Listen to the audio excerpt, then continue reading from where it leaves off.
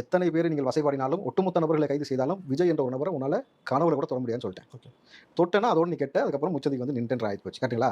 அது ஒண்ணு. ஸோ விஜய் அவர்கள் இருக்கும் வரை இனி தமிழ்நாட்டு அரசியல் களத்தில் மிகப்பெரிய மாற்றத்தை ஏற்படக்கூடிய எல்லா வகையான வழிவகையும் மக்கள் பார்த்துக் கொள்வார்கள், வாரியர்ஸ் பார்த்துக் கொள்வார்கள், நம்மோடு நபர்கள் பார்த்துக் கொள்வார்கள் என்பதுதான் கள யதார்த்தம்.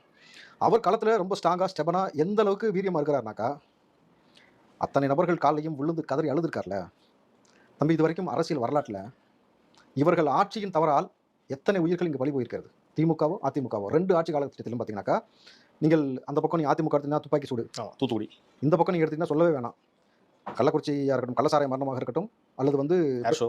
ஏர் ஷோ இருக்கட்டும், பெருவெள்ளத்தில் பாதிக்கப்பட்டதாக இருக்கட்டும், அந்த மாதிரி இயற்கை பேரிடர்ல உங்களுடைய தப்பான ஆட்சி முறையில் இங்க மக்கள் செத்த பொழுது எந்த தலைவராவது கண்ணீர் விட்டு அழுதீங்களா? ஆஸ்கார் நாயனை பத்தி நான் கேட்கல. நான் கேட்டது உள்ளபடி உளப்பூர்வமாக அந்த மக்களிடம் மன்னிப்பு கேட்டு கண்ணீர் விட்டு அழுதுருக்கீங்களா யாராவது? அழுகல. ஏன்னா நீங்க அவர்களை வெறும் ஓட்டா பார்த்த, வெறும் சாதியா பார்த்த. ஆனா விஜய் அவர்கள் அவர்களை ஓட்டா பார்க்கல, உறவா பார்த்தாரு. சாதியா பக்கத்துல தன் சகோதரனா பார்த்தாரு.